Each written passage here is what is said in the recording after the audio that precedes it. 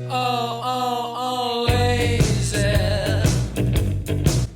What is up, everybody? It is I, Alex the Boogeyman, Title Boxing of Pittsburgh, with your focus point. Now, last week was Peak Week. Peak Week!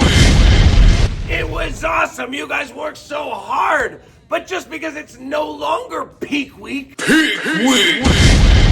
and because we're getting into those dog days of summer, does not mean we can throw lazy jabs. So this week we're going to work on the jab and not throwing the lazy jab. What is a lazy jab? Well, a lazy jab usually breaks down into one of about four things. First is just throwing a jab very slowly and with no power. So just kind of,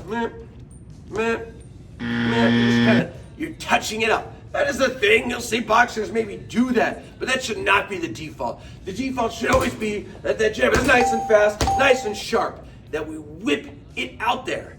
Another thing we see sometimes with that lazy jab is not getting your hand back fast and not getting your hand back straight to your guard. So we'll see someone throw a jab and their hand will just drop down, or it'll just, maybe it's a fast jab, but it comes back slowly. You don't want that. You want to get that hand back as quickly as possible.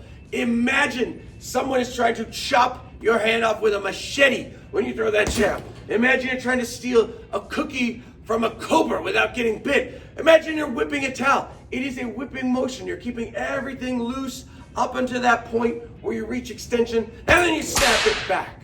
You also want to make sure you're not dropping your hand down. No way. Don't drop the hand down. You get punched right in the face. Plus, again, we want to work on that whip back. Letting your hand drop is not a good way to whip anything back. And then another thing we see sometimes with lazy jabs is just hands not starting from the guard or coming back to the guard. Sometimes when we're throwing punches, the hands get all around and the jab's coming from nowhere. You want to make sure, you want consistency of the reps. So yes, there are boxers that'll put their hands down and we might mess with the guard, change how we throw the jab. But again, for the default, for the most part, it's coming from your jab. You're throwing that jab right from your cheek, right to your opponent's face, and right back to your own cheek. There's no extra movement. There's no drop in before you throw it. Don't do that. Definitely don't pull it back. Even if we're throwing power jabs, you don't want to pull back ever. You just want to rotate your shoulders a little bit more. We'll work on some power jabs as well. Also, some jabs to the body. Sometimes people will throw a lazy jab to the body, or they just kind of stick their hand out a little bit, not really bend their knees. Those are no good. They don't do anything. They don't help you. They don't help exercise, and they're terrible in a fight. So you want to drop down, drop your hips down, work those legs a little bit, rotate those shoulders, use that core. That's how you make a punch stronger, and that's how you make yourself stronger. Same is true with the double jab. Sometimes we'll get just double jab, tappy double jabs. You don't want a tappy double jab. Yes, you're not going through the full range of motion usually. You'll bring that hand back about halfway, but you gotta make it snap. Snap is the key. Again, it's that whipping Italian. You gotta keep the shoulder relaxed, but relaxed doesn't mean lazy. So that is what we're gonna do this week. We're gonna make those jabs even faster, even faster, even faster. We're gonna make it even more powerful too.